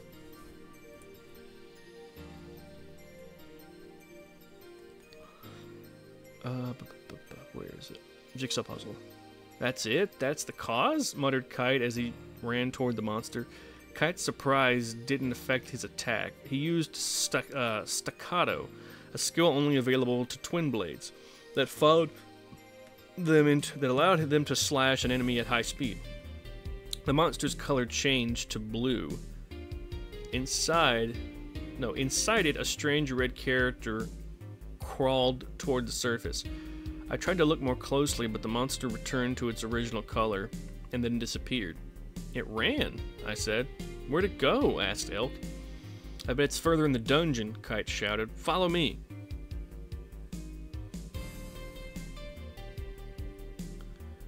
Okay, so we will wait to reveal that, but for now we'll just do this. We trailed after Kite, heading down a set of stairs. As soon as we reached the bottom, the creature attacked. It had been waiting in ambush. Are you a shadow or the real thing? I shouted, even though I didn't expect to get an answer. Kite unleashed an attack against the monster once more. Again, the creature disappeared. It's as if the thing's playing tag with us, and now we're it, I muttered. Kite looked around. Playing or not, I'll chase it. He dashed after it. We soon arrived in front of a suspicious-looking room. A purple mist, like the one before the room where Skaith had appeared, hung in the air. Before we go in there, let me do something. Elk cast strengthening spells on us. Thanks. Don't mention it. Elk turned away, seemingly embarrassed. He's a shy little boy. Is he unaccustomed to being thanked? I wondered. Let's go.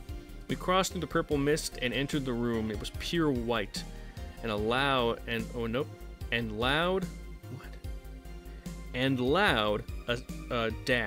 a screech filled my ears. We must have been warped to another place. Suddenly, the screen went dark. I heard a splash, and a crimson sphere appeared in the darkness. The darkness seemed to ripple. Aura? The display inverted. Waves of screeching pierced my ears. I closed my eyes, but it didn't help. When I opened them, I could see purple waves all around me. It seemed as if they would swallow me up. Suddenly, the noise subsided and the waves drew back. The screen returned to white. I found myself in the room where we met the monster from before. Only now, an entirely new creature appeared. "I won't let you get away!" I shouted. "Let's kill it!" Kite yelled. In all the commotion, I didn't know if he or Elk was still with me. Now I could see that they were. Kite and I charged the monster. Where are you? But we paused when we were close enough to target the creature. I saw its name.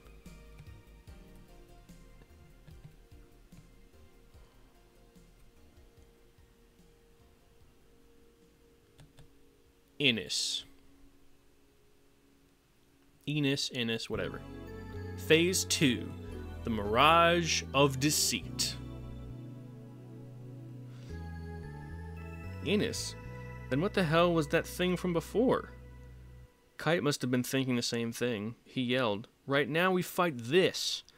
We launched a series of attacks, but Innis was too quick. Often, after striking, he would move so quickly that we could only hit thin air.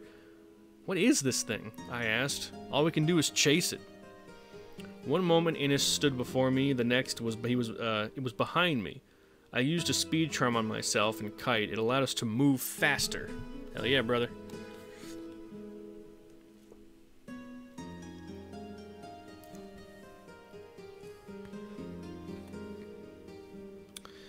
"Elk!" Kite shouted.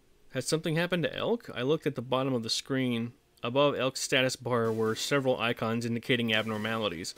I looked up to see Elk raise his magic wand. He attacked me. Instantly, my HP dropped lower than everyone else in the party. Elk was under a charm that induced panic. He couldn't distinguish allies from enemies. Kite frantically used a recovery item to remove Elk's charm. Once that happened, Elk cast a recovery spell on me to repair the damage he'd done, so that I didn't have to rest before moving on. I quickly caught up with Innis and attacked. "Rye Smash!" I shouted. I somersaulted, bringing extra force into my swing. Innis's HP only slightly decreased. Like Skaith, it was tough. It certainly didn't need any help fighting with us, so I was surprised to see 3 red dragons appear behind it. Holy crap, where did they come from? Look out! Oh cool, we actually have a sketch of what Innis looks like in the book. Cool. All 3 dragons swooped toward Kite. He quickly raised his weapons to shield himself from their charge. Their strike cut Kite's HP in half. Olreph, Elk chanted, restoring his health. That's the level 2 healing spell. "Are you okay?" I asked Kite while chasing after Innis. "Did he use a summoning spell to bring them here?" Kite wondered aloud. We pressed our attack, even though Innis was difficult to damage. We eventually hit the mark. The message "Protect Break OK" appeared over its head. "There it is!" I cried. A magic portal instantly appeared around us. Kite quickly fired off his data drain, but Innis deftly dodged it. "I'll confine it," I shouted. The bracelet glowed. It opened like a flower, and Kite floated in the air. Then an arrow of light shot shot forward, piercing Innes through its body. So it's... Where are you? It's one of these. Yeah. One of these. He's just shooting it at Innes.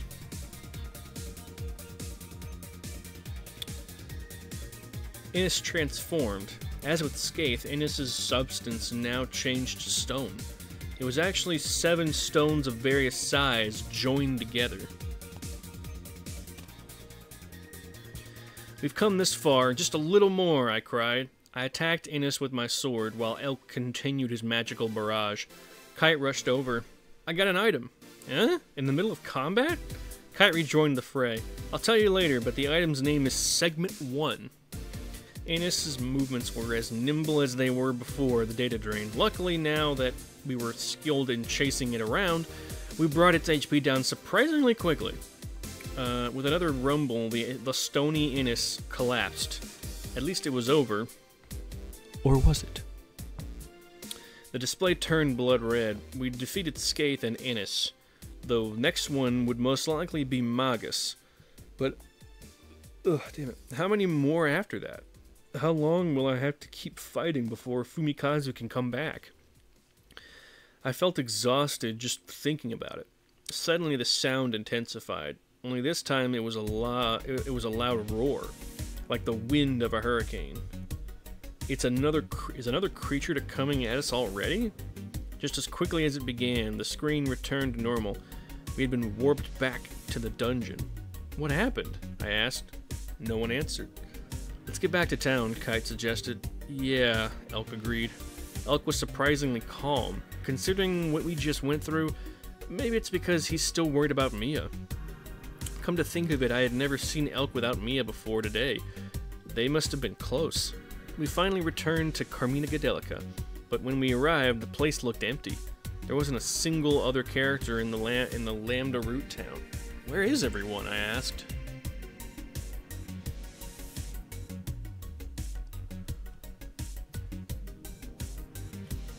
Empty. Where are you? Let's look around, Kite asked. After a few minutes, we confirmed that the town was devoid of both NPCs and NPCs. Excuse me, PCs and NPCs. Then I suddenly realized that Elk had disappeared. He had left the party, probably right after we arrived. Kite and I were the only 2 avatars in town.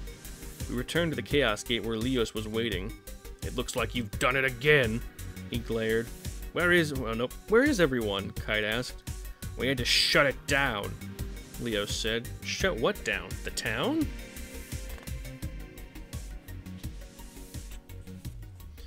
The entire server! All because of what you did.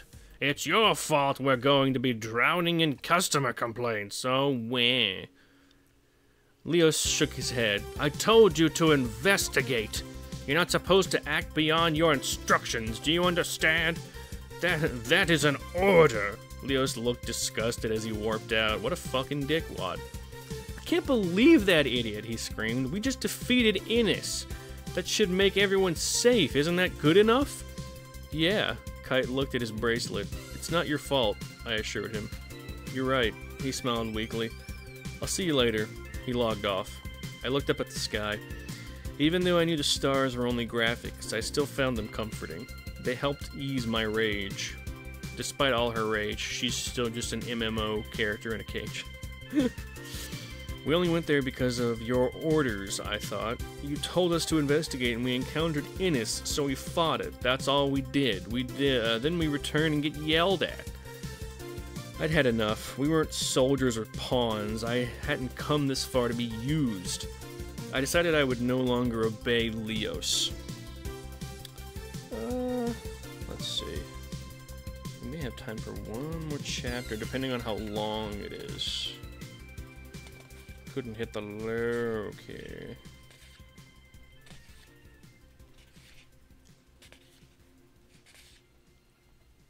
Okay, yeah, no. We'll have to stop for today, because I am literally halfway through the book already. This volume is smaller than the first one. They're all of varying sizes, but overall, that's basically...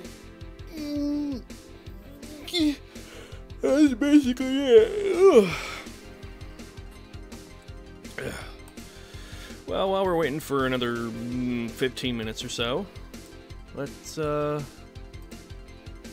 close out of these. Let's see what we can find in here, shall we? Oh, the BBS. News Capture, Chaos Gate, Apkalu. I forget what Apkalu is. Netslum. Sweet. What's Chaos Gate?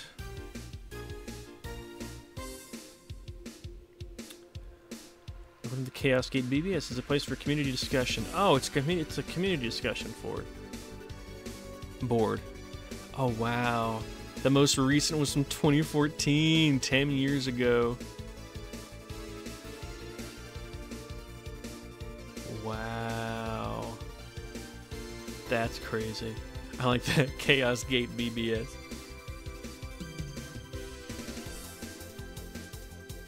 Admins, Explorer. Interactive maps, what? Okay, yeah, I didn't think so. I was about to fucking say, whoa. There's not really a way to easily access stuff.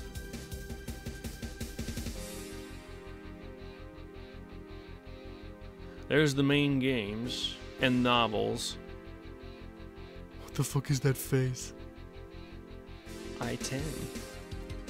Incidents, that's funny. A featured article, .hack AI Buster 2.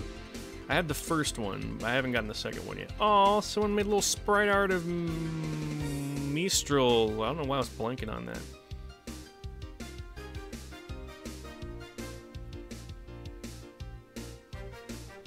Airs in Japan for the first time.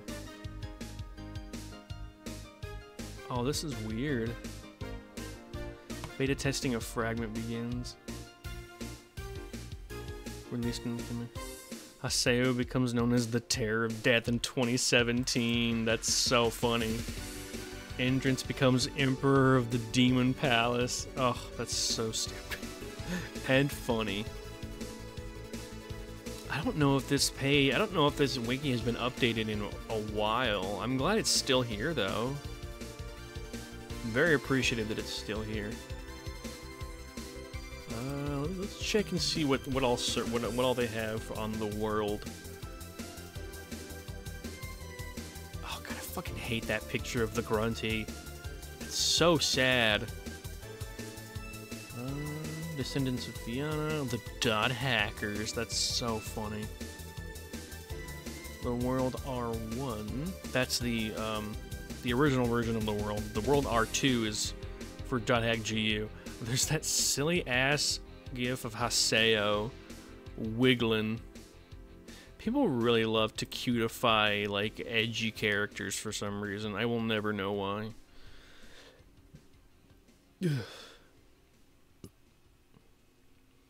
Crystallization status removed from the world. PK, yeah. Oh, PKing is removed. Oh, okay. So you can. Okay, so they got rid of player killing for a while, and they brought it back for GU. Version 2.75. Outbreak mutation. Grunty flag racing added. Grunty search feature added. Before Legend of the Twilight. Legend of the Twilight is like the sequel series that takes place shortly after the original .hack, but before GU.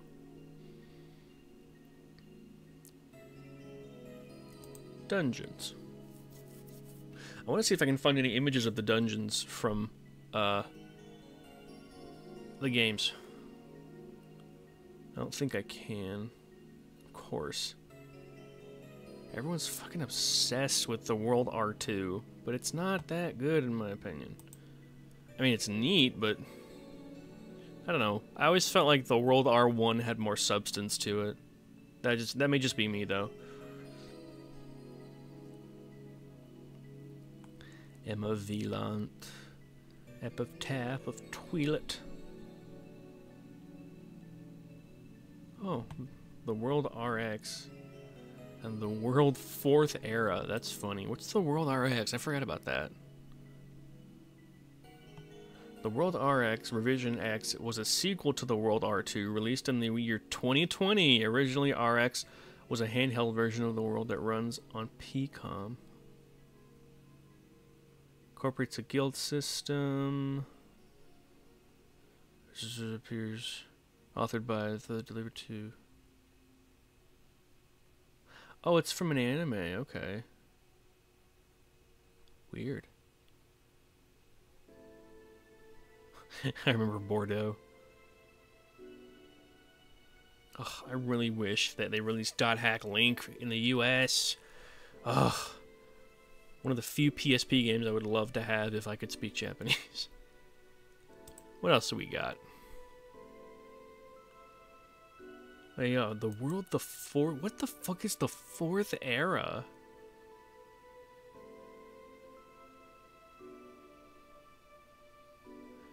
Was designed to go back to the world's roots and more closely based on Emma Viland's story, The Epitaph of Twilight. The game ended its service in 2030 despite its great popularity, in favor of its portable successor, The World Armed Conflict. What the fuck? What? We're not twiddling our thumbs, I assure you. The information in this article comes from a work in progress, or a work that has not yet been released in English. Okay. Oh, there's Pyros. Oh, that's cute. That's not from... That's from GU. I can tell by the fucking outfit style that that's from GU. Oh, that's Mistral right there, and that's also from... That's a Blade Master from original .hack as well. Okay, what the fuck is Armed Conflict? I really wish these weren't locked in Japan. That sucks that they are. There is nothing here. When was this? I wish you would tell me when this page was last updated. But I don't know how to get there. Oh, I remember Ovan. That's also from GU. One of these days, I might just bite the bullet and buy the .hack GU remastered collection on PS4. Still butthurt that they have not remastered the original 4-part series. Ugh.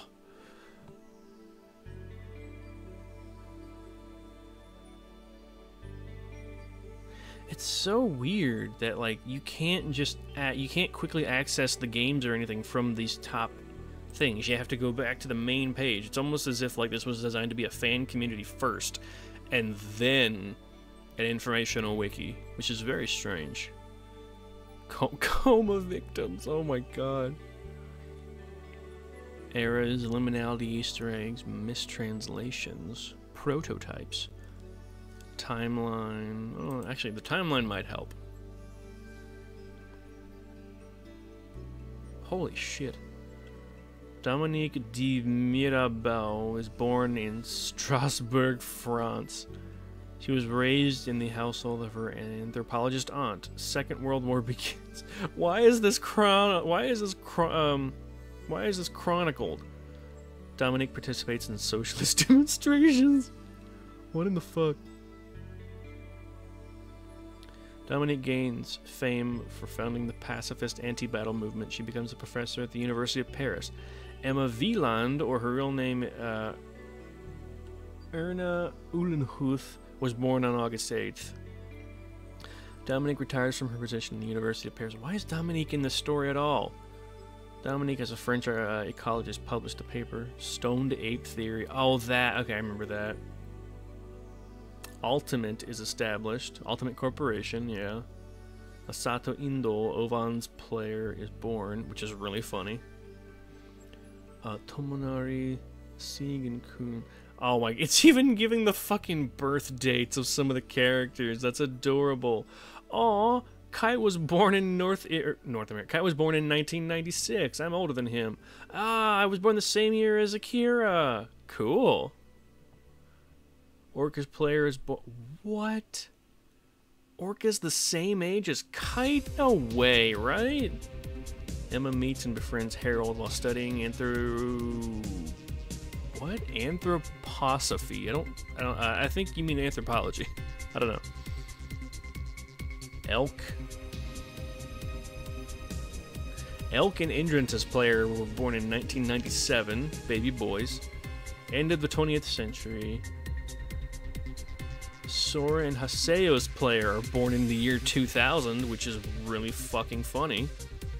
Wiseman. Oh, I remember Wiseman. We haven't met him yet in the story, but he shows up in GU and in the original series. Let's see. Chibisaka Atoli. Oh, Adelie. Oh, I remember her. Fuck, she's so stupid. She's the love interest of Haseo, and she's really fucking annoying. The WNC has its first meeting. A computer virus, Hello WNC, infects over 10 million users. Jesus. Deadly flash virus that's capable of inducing epileptic seizures is released, killing several people. The creator of the virus, a young man from Japan named Yuri Kaczynski Seto, is the first person to be sentenced to death for a cybercrime in the year 2003. What a weird timeline those people are on. The WNC tightens its laws regarding cybercrime. The 21st Century Hyper Network proposal is submitted but ultimately rejected by the US and China. August, Emma Wieland dies in a car accident. Her incomplete epic web poem, The Epitaph of Twilight, disappears from the web. The National Bank of Switzerland is hacked for over $84 million.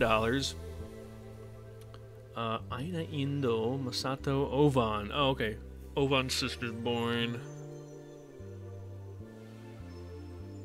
The New York Stock Exchange is hacked, causing stock prices to hike worldwide. December 24th, Pluto's Kiss. Almost all systems worldwide shut down for 77 minutes. The culprit is a 10-year-old boy named Warren Block living in Los Angeles. Following Pluto's Kiss, all internet activity save for government or business purposes is restricted. Weird. Dot Hack Epitaph of Twilight novel. Lara is trapped in the game as Saya. Okay, hold on. I'm trying to remember who the fuck that... I did not do that. Oh, I hit shift by accident. What is Dot Hack Epitaph of Twilight? What is this? It's a novel series, the first volume, although officially listed by Kodokawa for release May 1st, was released in Japan. Laura Horwick. Oh, it's Harold's daughter! It's her uncle, never mind, Harold, and starts playing a game on his computer while he's away. At first, she's excited to find herself in the world of the Epitaph of Twilight, until she realizes that she's stuck in the game. To make matters worse, the game's world is about to be destroyed by the cursed wave. Laura's only hope is to set out in search of the Wow! When was this 2000? Oh my god, I wish I could read that. What the fuck? That sounds so cute. There's only 2 volumes of it. Oh, oh my god. Dude, I would have loved to read this. What the fuck, man? God, here, let me big emphasize the picture so y'all can see so my head's not in the way. That's so, look, she's an adorable little witch. She's so cute. Oh my god, what the fuck, man? That's not fair. Oh, look, she's so cute. Look at the baby. Why the fuck does he look like Kirito from Sword Art Online? Don't ruin it. Oh man. Oh, they have little sketches. Oh, that's cute. Oh, it's a 2-headed man. And she's playing like the beta version of the world. Oh, fucking Haseo. Oh, that's so cute. God damn. I love that. Man, I wish someone had the forethought to fan translate that, but I doubt they ever will, because the series isn't popular enough, which sucks. Oh, that's so funny. Anyway.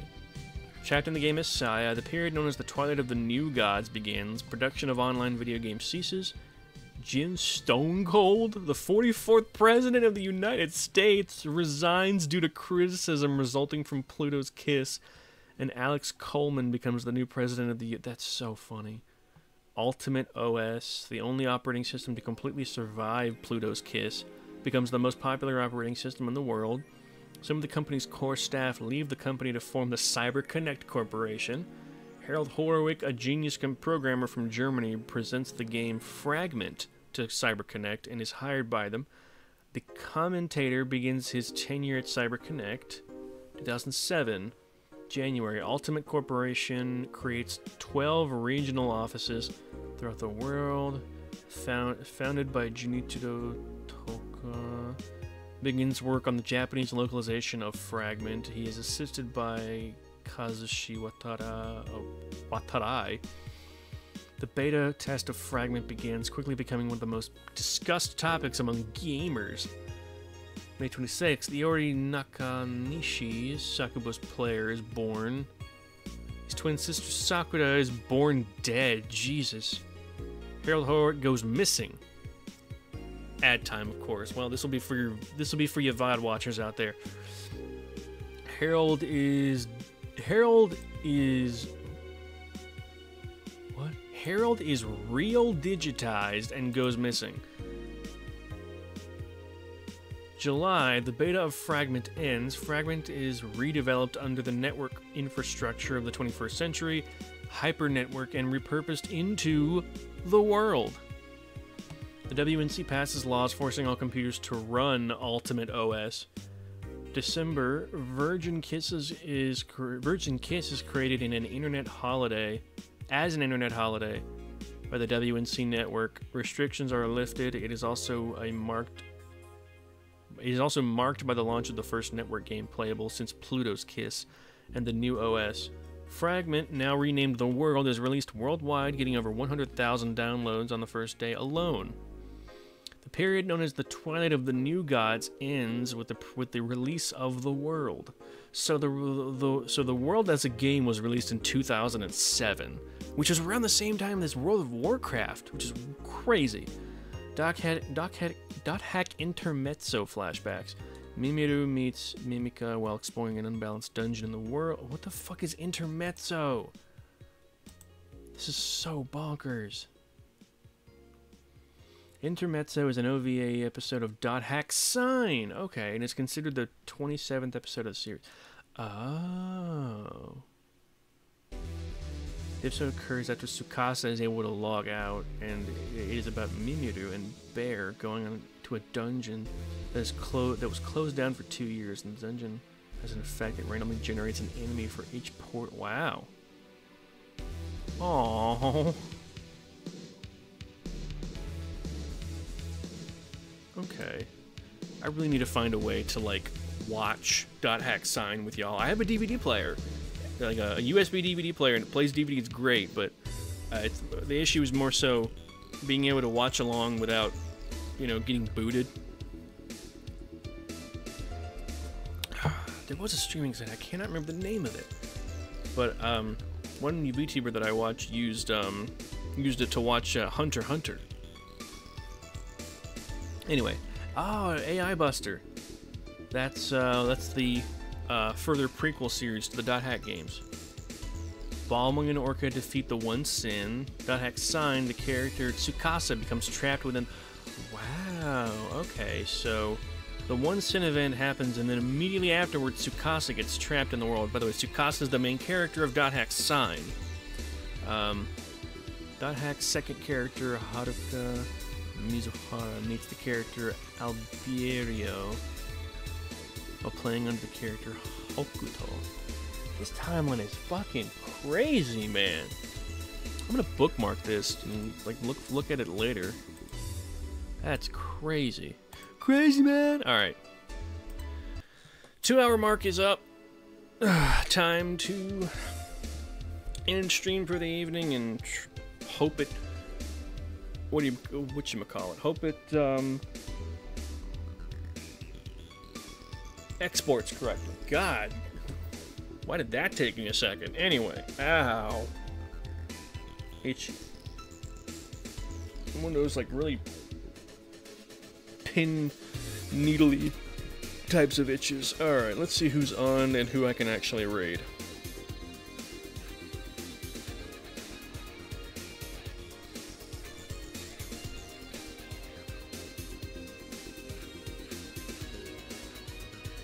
can scroll all the way down. Hey, Goomy! Goomy's playing Stardew Valley. Sweet. Let's raid Goomy. I haven't raided her in a while. Okay. So, raid Pima Doragumi. Bam. Alright, cool. Thank you to anyone who happened to pop in, even for just a moment. I will see you all. I will see you tomorrow, whoever decides to show up, for the start of my GameCube alphabetical playthrough. A to Z. GameCube Collection Showcase. That's the phrase. Goddamn. I don't know how I'm gonna do the Zelda games. They're pretty short if you know what to do with them. But I don't know if I want to do one big Zelda marathon or just play them as I go from console to console. We'll see. Either way. Tomorrow we start with 1080 Avalanche. Until then, be good to each other, because this is all we got. And be good to yourself, because that's the only body that you got. Have a wonderful evening, and I will see y'all later. Bye-bye.